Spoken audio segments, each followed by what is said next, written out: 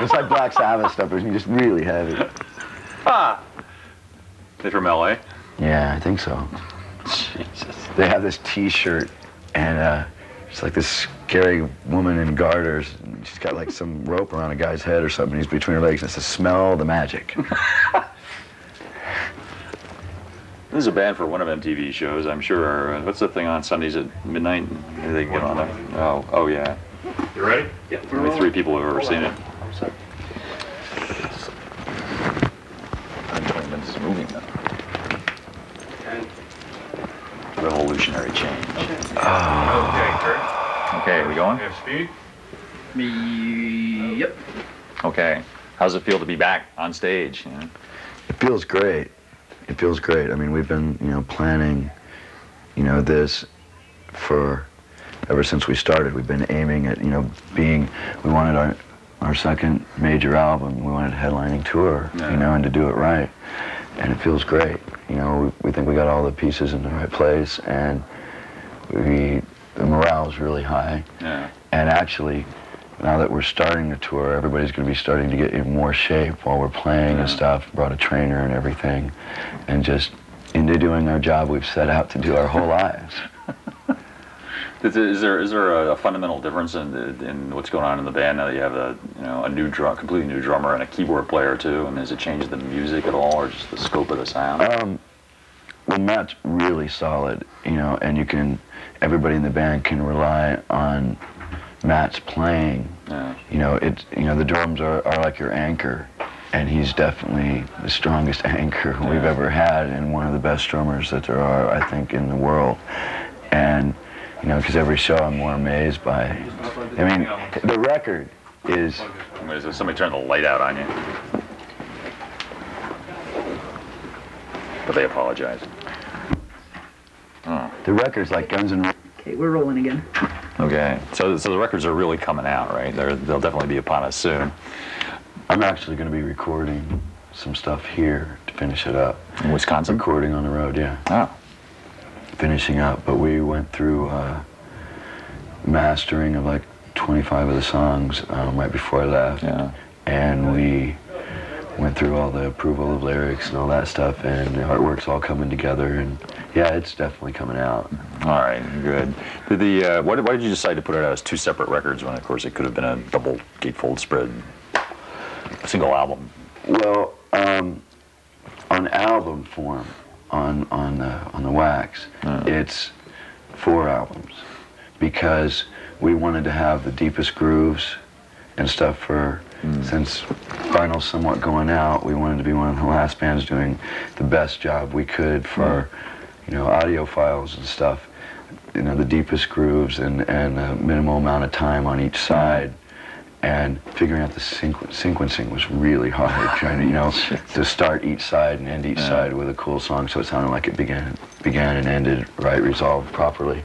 And the CDs and the tapes being, 2 separate things, we were like going, well, a lot of kids and a lot of people, when they go to buy a record, they go to buy one, and they won't be able to, it's like, if there's a choice, well, I'd like to get Guns N' Roses, but it's $29.95, right. and this other band's $20. Oh, I'll get that one. We're like, maybe we can, get past that a little bit. Pass there. You can buy one or the other. How does it sound better on CD or on vinyl? I'm sure it will sound better on CD. We work to make it sound stronger on CD, but we're gonna, definitely work on the mastering to get the best sound we can on the vinyl. Everything gets as much attention as anything else. Every single song's got as much attention as any one song. Every little part, we're kind of perfectionists who never quite get it right, but. Is there some sort of different concept for each of these records? I mean, is there a different mood for each one, or? Well, I'd say the first half of the first CD is more in line with Appetite. It's all new songs. And the second half of the first CD has Coma and November Rain and The Garden. So some really experimental numbers for us. And then I'd say the first half of the second one is The South Will Rise Again. We didn't plan on that, but there's it's like Heaven's Door and Civil War and song Yesterdays and a song called Breakdown that definitely have a bit of a southern rock feel. Wow. That like I'd say Paradise City, like in the chorus, kind of has that, and Sweet Child kind of has that, and it ended up the best sequencing to make the record flow all the way through. We didn't plan on putting all those songs in that vein together, but to make the record flow all the way through, so if you wanted to listen to all of it, that's the best way. You know. And there'll be a version of Don't Cry on both records, one on the first one and one on the second. And the one on the first one is the newly recorded version of the original lyrics, and then the second one is the newly recorded version of alternative lyrics. They're kind of like 91 updates, got different words and melody in the verses, and it just kind of happened while I was recording the other one. We were like, I mean, that's the song that, you know, basically is why one of the reasons we got signed. And people in LA that have been our fans since we started playing clubs were always bummed we never put it on record, but we were kind of trying to save what we considered one of our ace cards, because we didn't know if we'd sell 5 records, you know, or what. Have the lyrics changed, like, radically? Are they more upbeat now, or? I don't know that it's more upbeat or anything. It's just kind of where my head's at with that song now. You know, rather than making a nostalgia piece, you know, when we do the new one or hear it. And a lot of people that liked the original and it was their favorite song, you know, got license plates that say Don't Cry or whatever, heard the new one and kind of flip out, like, how did you do that? I don't know. But, you know, when we were in the studio, I was like, I don't know what's happening, Mike, but just let me go with it. You know, and it worked out really nice. And my friend Shannon Hoon's in a band, Blind Melon, and he's from Indiana, and they were doing Don't Cry back there. They got a bootleg demo tape in Lafayette, and I didn't even know him. I'd known his sister. But he has a really gorgeous voice, so we do like kind of a duet on the songs. Oh, wow. He sings on 4 songs. He sings on The Garden, and sings on You Ain't the First. Well, there's a lot of other vocalists on this, right? I mean, is he singing songs? Yeah, I mean, I worked on bringing the other people out with what they did. I thought what they did best. You know, we still haven't worked it out on stage how we do it yet. You know, but is there going to be a point where you're going to be able to play like all this material on stage? Could you really perform it all on stage? You know, a dream I have is to get to where I can do a 3-hour show.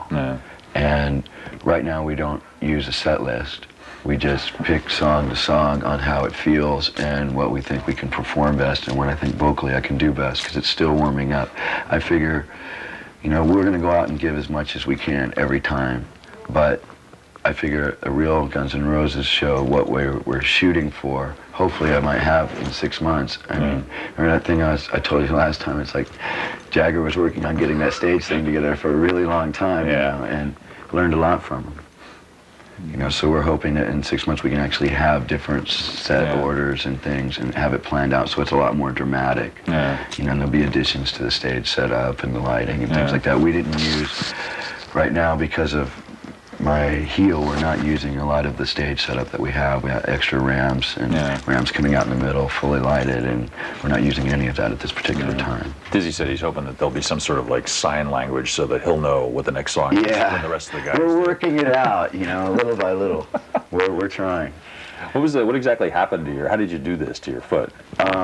I've just had a chronic history of bruising my heel and messing up the ligament, but never couldn't afford it at the time when it happened, when I was like in junior high and stuff, to figure out what was wrong. And then about a week ago, we played the Ritz in New York, and I got really excited and was just jumping off everything. And, you know, there's a lot of photos of me like 10 feet in the air and stuff. And came down really hard on my heel when I was jumping, not even on stage, off the stage, and landed on my heel on a cement floor with no cushioning in my boots. And just messed up the ligament and stuff, but the doctors seemed to think it'll be fine. We had like all the top doctors from the Brewers and the Packers and New Balance shoes all working on designing me something so I could run around, because yesterday, well, without this, it's definitely limping, but you know, we didn't want to call the show, you know. So none of them tried to tell you should really take 6 months off and just stay off your foot? Well, we wasted Slash. Slash came in yesterday, they put a test cast, and they're putting this cast on me. Got all the plaster going and everything, and we bring Slash in, and there's 3 doctors all over me. The guy looks at Slash, he's like, yeah, it's going to be 6 weeks off, and there's a good chance there'll be surgery. It'll be 12 weeks. The man stopped breathing. He was like, and he was just staring. I let it go 5 minutes before I sprung it on him that it was crap, you know, because I thought he was going to fall over.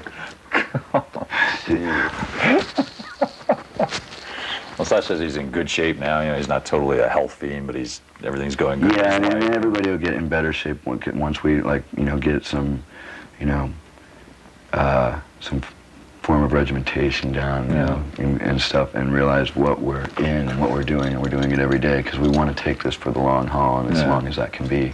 It'd be nice if we could, you know, go for 1.5 to 2 years, because there'll be, after this comes out, there'll be an EP of 6 punk rock songs coming out, and we're already starting to work on new material now with an 8-track on the road, and hopefully, you know, we can fire something out by the end of this, rather than wait forever. I think it's kind of touching that you're putting out this punk rock tribute EP now that, you know, the band is expanding its sort of horizons and moving on to different kinds of material, but remain true to your roots. You know? Well, yeah, and also because I've watched, like, you know, I got made fun of for liking the Ramones. Yeah. And then, you know, 8 years go by, and then everybody that was making fun of me is sitting around watching Rock and Roll High School and loving it. And you know, I want a lot of these people to hear songs that they didn't hear. I mean, there's selected cuts that you can't really find the original recordings that they're on, and B-sides and stuff of songs we think really rocked and way influenced us. And we also do a tribute to Stiv Bators. We did Ain't It Fun with Mike Monroe, and it was really strange because when we did it, you know, both of us in certain places, without even trying, ended up sounding a bit like Stiv, you know. Candles would flicker and bells would ring for no reason, and we were like, Stiv's here. God. Did and Johnny Thunders died too. It's been a bad year for those guys. Yeah. We were out talking to a lot of the fans out for like hours out front tonight. It's on Slash. It's amazing that given the amount of material that's actually come out from Guns N' Roses, not a lot for like a major band, but there's really this connection between the fans and the group. I mean, it's incredible. Do you still get to talk to people and get some feedback from them? Can you do that? Can you go out and like just meet them? Yeah, I mean, I have to usually somewhat keep it a bit controlled and stuff so things don't get crazy and stuff, but, you know, I was out signing autographs and talking to other people tonight, and, or I'll, like, keep in touch with somebody who does have a really good ear to the street and stuff, you know, so I can keep up with what's going on out there and keep aware and keep up to date and stuff, even if I'm busy and have to stay home and work on my record. I mean, do you think this is because of the state of music at the moment? It's like this kind of whatever this stuff is on the charts. I mean, you're like the only guys. Yeah, I'm not bagging on anybody else, but there's a lot of people that are just worried about being rock stars or individual rock stars in bands, you know. And I mean, there's a lot of, with Guns N' Roses fans, there's a lot of Axl, you know. But it's like, this is a band, and I wouldn't be able to do what I do the way I do it, and wouldn't be able to get the recognition if I didn't have the band I have being supportive and playing the music that they play that makes me run around and stuff. You know, we all pretty much get off on each other a lot, you know, so it's definitely a band thing. It's, you know, it's weird because it's like the Doors movie wasn't really about the Doors, you know, but I mean, you knew that was going to happen and stuff, but it was, there wouldn't have been, you know, the place for him to do what he did if he didn't have that band. Yeah, right, precisely. Did you met Arnold Schwarzenegger too, I gather. I mean, you Arnold was great. Arnold's really nice. How did this happen? He apparently is a Guns N' Roses head. You know, and he was working on his movie, and he said that he was talking with Jim Cameron, the director who did The Abyss, and he was saying he wanted to get some good music, some hard music, some Guns N' Roses. Some really strong for like stuff. a very long time, and finally, like, you know, last month, all of a sudden he was like, I think you're right. And I was like, it's a little late. But what worked out really cool is we wanted to put out a version of a song, You Could Be Mine. And also with Don't Cry, so we have a rocker and a ballad. And we let them listen to a lot of the material, and the song they picked was You Could Be Mine. And so it worked out good for both of us. And We shot a video for it. We filmed the show in the Ritz, and then, you know, I guess Arnold was flying back from Cannes or something going, I want to be in the video. So Arnold got all his people and put together a video. So we'll have yet to see what it's like. Have you seen the movie? I saw the movie. I liked it. It's Terminator meets the Abyss. It's real high-tech. Yeah. You know, I don't want to give anything away about it. Does your song crop up in a particularly moving part of the movie? The song pops up in a way that the kids will like go, yeah, and they'll love it, you know, and that's a lot of fun, because I remember being like that when I was a kid, you know, I wanted to just crank my rock and roll, you know, and so it works real good that way, and it's pretty energetic. Yeah. Was Skid Row the first band that came to your mind when you said we need an opening act? Who should we get? So it's got to be them. Well, we just figured that we wanted a really high energy. We wanted to give the people something they really wanted, more than other acts at the time, and something on a hard rock vein. And we, Skid Row was doing really great, and people wanted them. And then Sebastian and I get along great. Yeah. You know, we're hoping to work together some, and like record together. it just, we want. I told you that last time. We want to do a version of Amazing Grace. So we haven't got to it yet, but. I just thought it would be a good package because it will only be for a while, you know, and then they're going to go with a couple other bands and then hopefully go to headlining themselves. And so, you know, it's when you're a kid, you're always going, you know, it would be a great show if I could see this band and this band and this band. And we just knew that that would be one of the shows that if we didn't do, people would be talking, well, what would that be like? The two things together. So it's something we felt we had to do, you know. I mean, I was going to say, like, almost even if we had hated them, but we don't, you know, we were going to know we got to do this because it'll be a lot of fun, you know. And the fact that we get along so well and that they're really into what they do and it's high energy, I mean, they got the crowd all worked up for when we come out there. Definitely. And it's definitely now it's a really large audience cross, you know, and they have a lot of people that haven't seen us. There's a lot of Skid Row fans that are more into Skid Row than Guns N' Roses. There's Guns N' Roses fans that are more into us than Skid Row. And it brings us to all of them, you know, and I really like that. Do you think the music business understands what Guns N' Roses is by this point, or do they just see it as like, well, these are the latest hit makers? I don't know. I think the music business is starting to go well. You're not making a whole lot of mistakes, so we'll just go with it. And if it's fun for everybody, it'll be cool. And we're trying to make things nice for everybody that's involved. Yeah. You know, and it's really fun for me. You know, because getting the reputation of such a brat. It's good to turn it around. Jesus. I feel like a brat when I'm up there running around. I feel like a little kid. Are you conscientiously trying to keep the business from taking over the music? I mean, everybody turning up in suits to have meetings about the future of the band and stuff. And we don't really have that. You know, we really have a lot of control over everything we do. And we have the full support of Geffen Records, and there's not a whole lot of getting in the way, and if somebody is really getting in the way, we figure out a way to remove them.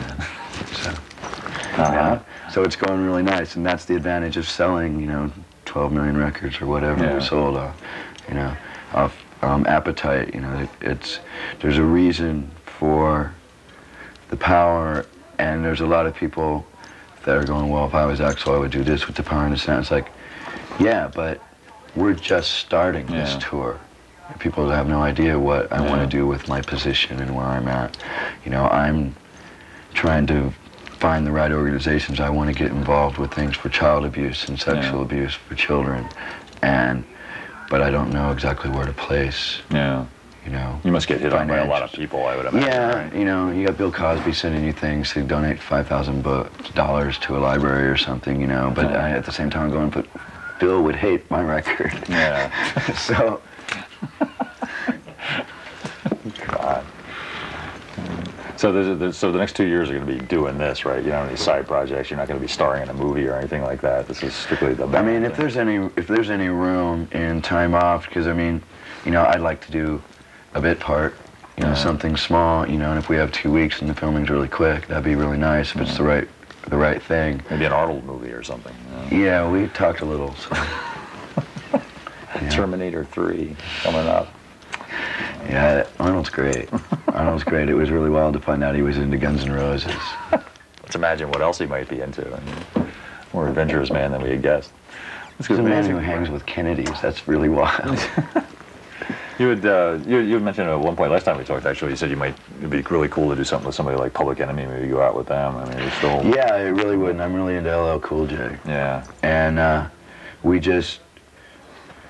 have no idea who we're going to be playing with on any of the other, legs of the tour. Yeah. We have nothing really set up with that. I'd like to do some stuff with Lenny Kravitz. I'm really into NWA, and we just want to make sure the audience doesn't hurt each other with their racial violence towards each other. If we're showing we're getting along and we're rocking out two different types of music and styles, but with attitude, we don't want the audience thrashing each other, and that's a big responsibility and something hard to figure out. I mean, because we're the band that the Ku Klux Klan is supposed to be showing up at shows to pass out things, and it's like when the Ku Klux Klan guys met, it's like out of here.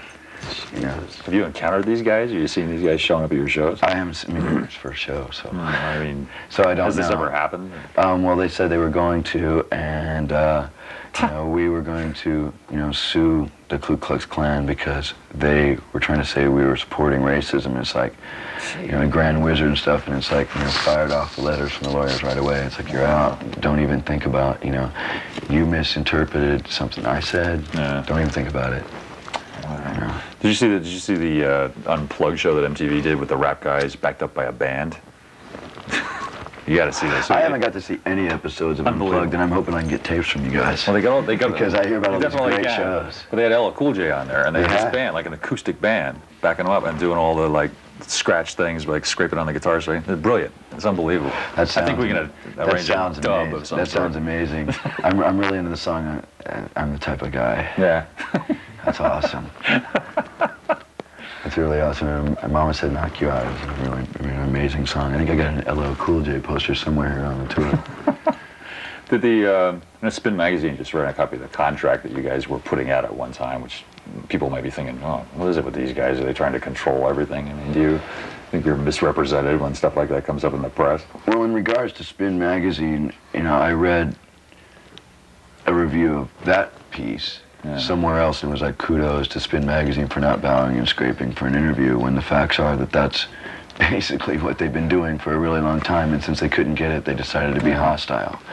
And that was a test contract, basically, because of certain situations we've had with the English press that we tested in Rio.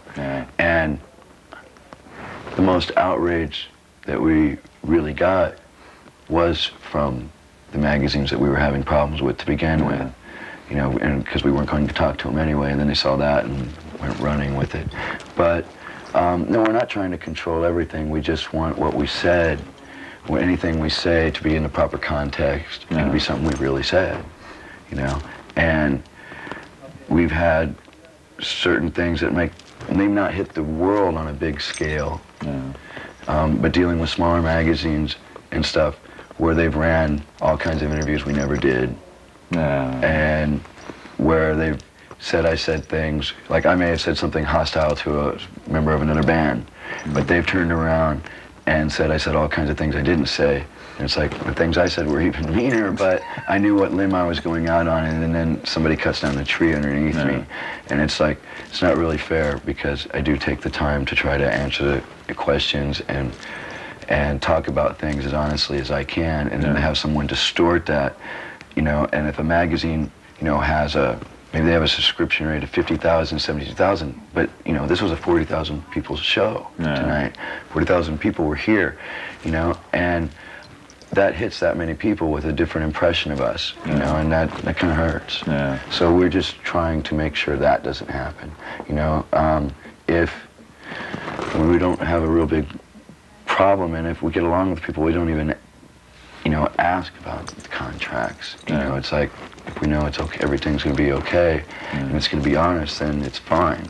The contracts are kind of, I laugh, when they make such a big deal, because it's kind of like a deterrent for people that want to cause problems. They see that and they know they won't be able to get in to cause their Well, problems. it's a deterrent. Well, I mean, it's also a deterrent for like the New York Times too. I mean, if you're doing people like that.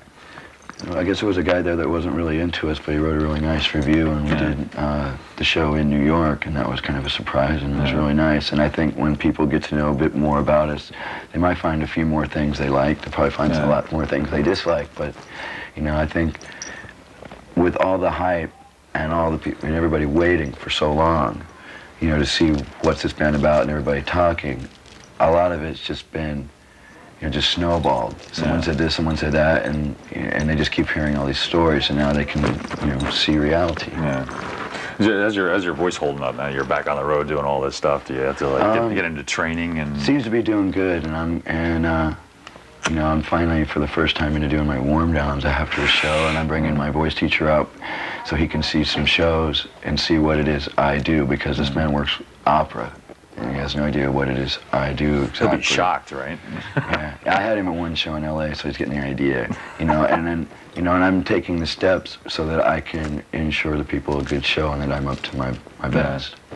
So you're going on the road for like a year and a half, 2 years. Is everybody in the band just putting their personal lives on hold, and then like, we're just going to live out of suitcases? And... Well, we've kind of, most of us have figured out how to integrate our personal lives into what we do, where we tried it before and it wasn't really working, or you know, we weren't with the right people, and it's not now.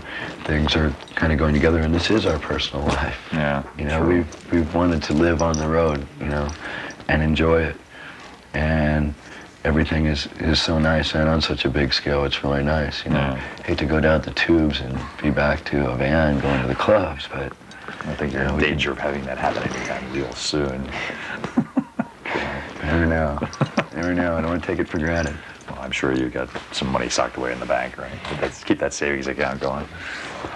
The more money you make, the bigger the sharks you meet. Yeah, no. That's good for me. Is that good for you, David? Yeah, pretty good. Thank you very much. No problem.